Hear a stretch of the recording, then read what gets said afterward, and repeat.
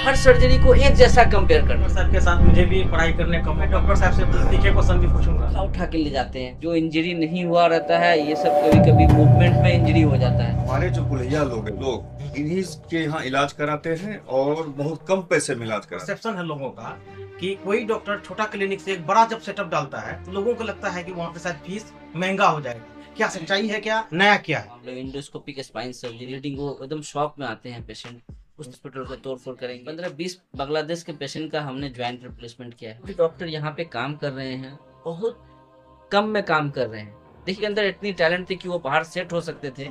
गरीबी से लड़े हैं और गरीबी को समझते हैं और गरीबी में जिए हैं। पेशेंट का भी बहुत ध्यान रखेंगे। अपने अब्बू के जो थीम है ना, उनको थोड़ा सा आगे बढ़ाइए और लोगों की ज्यादा से ज्यादा मदद कीजिए। दोस्तों, आज हम लोग बात करेंगे डॉक्टर अकरम अयाज से, जो पूर्णिया जिले के एक इनोवेटिव ऑर्थोपेडिक सर्जन है। इनके बारे में बताएंगे मुखिया तनवीर आलम, बरादगा पंचायत के हैं। तो डॉक्टर साहब के बारे में थोड़ा सा इंट्रोडक्शन दें और बताएं। देखिए, सबसे पहले तो बारा ईदगाह एक सुदूर क्षेत्र में है, देहात में है, और हम कुलैया जाति से ताल्लुक रखते हैं। तो पिछले 4-5 साल से जो हमारी ताल्लुक है डॉक्टर साहब से, तो बहुत बेहतरीन ताल्लुक है। और जब हम मुखिया हैं, थोड़ा सोशल में हैं, तो लोग हमसे जरूर पूछते हैं कि भाई साहब ऑर्थो के यहाँ किनके यहाँ जाना है, तो हम इनके बारे में बताते हैं लोगों को। जब यहाँ से इलाज करके लोग जाते हैं, उनका एक्सपीरियंस इतना बेस्ट होता है, इतना बेहतरीन होता है जिसका जवाब नहीं। पहला तो उनको ये लगता है कि हम यहाँ से सेटिस्फेक्शन लेकर के जा रहे हैं। दूसरी चीज, उनका पैसा बच के जा रहा है। पहले तो पेशेंट हसीब कॉम्प्लेक्स में आते थे लाइन बाजार, अब से आज से, क्योंकि यहाँ पर डॉक्टर ख्वाजा नसीम अहमद साहब की जो बिल्डिंग थी कुड्डी पुल के सीधा दक्षिण तरफ, वहाँ भी लोग काफी मशहूर डॉक्टर है वो, उन्हीं के बिल्डिंग में डॉक्टर अकरम अयाज साहब का आज अमोद हेल्थ सेंटर खुला है। तो आप ये कहना चाहेंगे, हमारे जो कुल्हिया लोग हैं उधर का, तो लगभग लोग इन्हीं के यहाँ इलाज कराते हैं और बहुत कम पैसे में इलाज कराते हैं। लोगों को क्या चाहिए कि कम पैसे में बेहतरीन इलाज। तो कम पैसे में बेहतरीन इलाज हमको, जहाँ तक मेरा एक्सपीरियंस है पिछले 10-15 साल का और इनके साथ 5 साल का, तो डॉक्टर अकरम अयाज साहब के यहाँ ही मिला, हमारे लोगों को भी और हमारे इलाके के लोगों को भी। डॉक्टर साहब, आपको पहले एक इनोवेटिव सर्जन का नाम मिला था, जो पूर्णिया में आपने नई नई ऑर्थोपेडिक सर्जरी किया। अब एक्सपीरियंस आप हो चुका है आपको, और आपने यहाँ पे नया क्या फैसिलिटी दिया है, थोड़ा विस्तार से बताइएगा। जो हसीब कॉम्प्लेक्स में था, तो जनरली जो डॉक्टर का एक चैम्बर होता है और बाकी लोग ऐसे बाहरी में बैठे रहते हैं। अब वहाँ पर है कि अब गर्मी का दिन है तो गर्मी लग रहा है, किसी को चल रहा है, कोई भी आ रहे हैं, इंटरफेयर हो रहा है। तो यहाँ पर क्या है कि अब पूरी बिल्डिंग है मेरे अंडर में, तो अब यहाँ पर एक ही रूफ के नीचे हम हर तरह के फैसिलिटीज दे रहे हैं।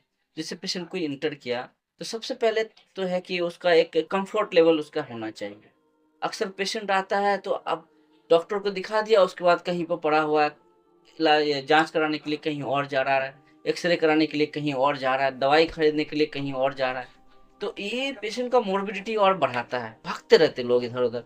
यहाँ पर क्या है कि आए वो आराम से बैठे, बैठने के लिए फुल जगह है यहाँ पर, ये फैसिलिटीज़ है। दूसरी चीज़ कि सारा चीज़ एक्सरे जांच के लिए सब कुछ की फैसिलिटीज़ हमने यहाँ दे रखा है, उसको कहीं जाना नहीं है, सब जांच यहीं पर हो जाएगा। तो दूसरी चीज़ कि लिफ्ट का इंतज़ाम किया है कि जो हमारा पेशेंट होता है, जो हड्डी का फ्रैक्चर पेशेंट खासकर होता है, तो उसका अगर बोन का मूवमेंट होता है तो उसको पेन होता है, तो स्मूथ मूवमेंट होना चाहिए उसका। अब पेशेंट को उठा उठा के ले जाते हैं, तो वो सबसे उसका है क्या, पेन लेवल और बढ़ता है, उसका मॉर्बिडिटी और बढ़ता है। जो इंजरी नहीं हुआ रहता है ये सब कभी कभी मूवमेंट में इंजरी हो जाता है, कुछ और इंजरी। तो ये सब चीज़ से बचाने के लिए तो एक ही रूफ के अंदर सब कुछ है, हर तरह की फैसिलिटीज दिया गया है, लिफ्ट का भी इंतजाम किया गया, रूम वगैरह भी काफ़ी अच्छे अच्छे बनाए गए हैं, मतलब हर तरह के लोगों के हिसाब से। तो ओटी सेटअप भी मैंने अच्छा बनाया, सेमी मॉड्यूलर 2-2 ओटी बनाया है, इसलिए कि एक ही ओटी के अंदर हर तरह के पेशेंट होते हैं। जैसे कोई इन्फेक्शन का पेशेंट होता है, कोई आजकल हम लोग हमारे एरिया में पॉजिटिव पेशेंट हो गया है, HIV पॉजिटिव, ये HBS पॉजिटिव जो हेपेटाइटिस पॉजिटिव होते हैं। अब बहुत सारे पेशेंट हैं, अब वो पेशेंट को पटना भेज देते लोग, पटने में बहुत ज़्यादा खर्च हो जाता है उनका। तो मैंने एक डेडिकेटेड प्राइवेट ओटी रखा है उनके लिए, जिसमें नॉर्मल पेशेंट का ऑपरेशन नहीं होता है। तो दो दो तरह का ओटी का रखने का मतलब ये है कि जो इन्फेक्टेड पेशेंट है जो मेरे मेन ओटी में नहीं जाए, जहाँ पर हमारा नी रिप्लेसमेंट सर्जरी होता है, जो क्लीन केस है उस तरह की चीज़ होता है। तो दो दो ओटी ऐसे सेटअप करना इतना इजी नहीं होता है किसी डॉक्टर के लिए, बहुत ज़्यादा इन्वेस्टमेंट लगता है उसमें। और जो जैसे प्लास्टर वगैरह लगाना है, उसको भी कभी कभी हम लोग को प्लास्टर हड्डी को बैठाना है जगह पर, तभी हम लोग को प्लास्टर लगाना है, उसके लिए भी एक मशीन में देखना होता है।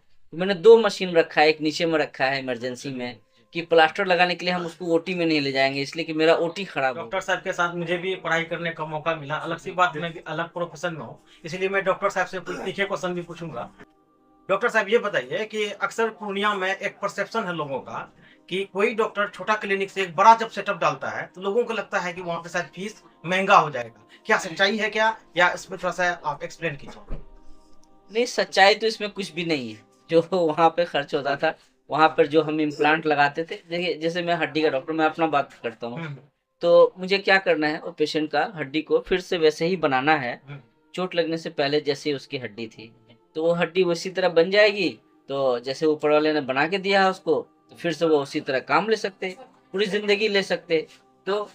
तो उसमें है क्या कि जो ऑपरेशन जब पहले हम कर रहे थे वही पैसे यहाँ करेंगे, उनका उनका जो खर्च है कम हो जाएगा, ज्यादा नहीं होगा। डॉक्टर साहब थोड़ा सा आप बताइए कुछ नया सर्जरी के बारे में जो आप यहाँ पे करने वाले हैं, जहाँ पहले आप नहीं कर पा रहे थे हसीब कॉम्प्लेक्स में, जो आप यहाँ पर करने वाले हैं, कुछ नए सर्जरी नए टेक्नोलॉजी को अगर इस्तेमाल करने वाले हैं, उसके बारे में लोगों को थोड़ा सा बताइए ताकि लोगों को पता चले कि यहाँ पे नया क्या है। नहीं, जैसे वहां पर भी तो मैं सब तरह का ऑपरेशन लगभग कर ही रहा था, हर तरह का काम कर रहा था, लेकिन यहाँ पर जब एक ही रूफ के अंदर सब कुछ अवेलेबल होता है, हर तरह की फैसिलिटीज होते हैं, तो पेशेंट को हम ज्यादा अच्छे से उसका अच्छा रिजल्ट दे। जैसे खाली ऑपरेशन कर देने से नहीं होता, ऑपरेशन के बाद उसका फिजियोथेरेपी है, प्रॉपर रिहेबिलिटेशन जिसको हम बोलते हैं, वो होना चाहिए, ताकि उसको फिर से उसी कंडीशन में हम नॉर्मल कंडीशन में लेके आए, जाके फिर से वो वैसे ही कमाए।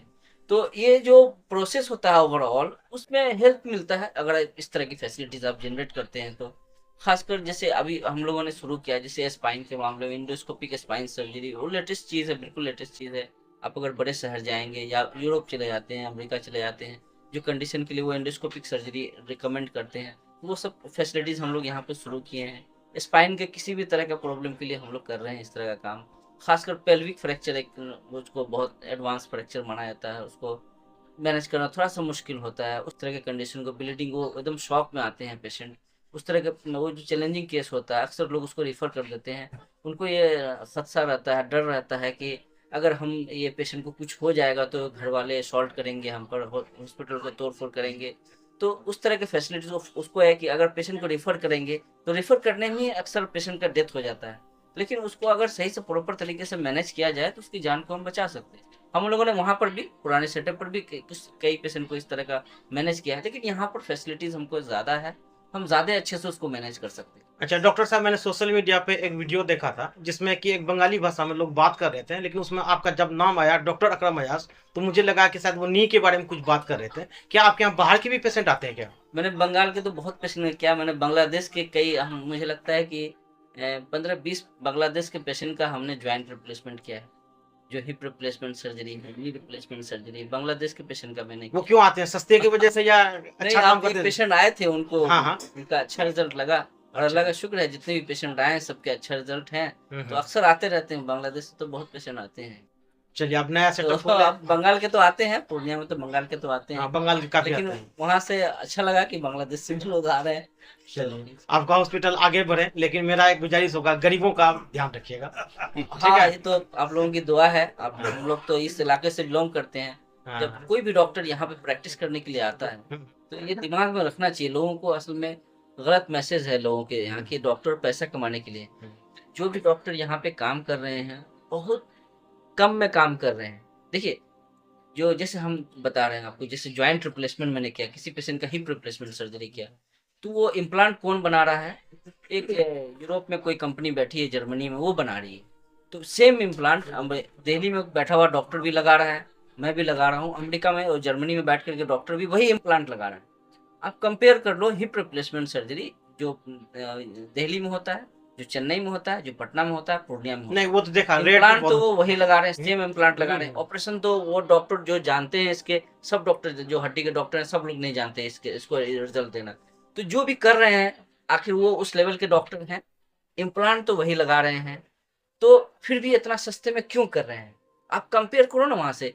वो असल में कंपेयर करने लगते हैं, लोगों को मतलब के नॉलेज की कमी है।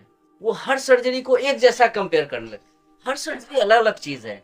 हर हड्डी जो टूटता है सब अपने आप में एक न्यू डिजीज़ है ना? सब हड्डी का इलाज अलग-अलग होता है। सब में इम्प्लांट अलग-अलग तरीके के लगते हैं, है ना? एक ही इम्प्लांट नहीं, कोई इम्प्लांट सस्ता होता है, कोई इम्प्लांट ज़्यादा महँगा होता है। किसी में ऑपरेशन में ज़्यादा खर्च होता है, हम लोग को ऑपरेशन में बहुत सारे मेडिसिन देना होता है, तो बहुत कुछ को मैनेज करना होता है वहाँ पे। तो ऑपरेटिंग टाइम ज़्यादा होगा तो खर्च ज़्यादा होगा।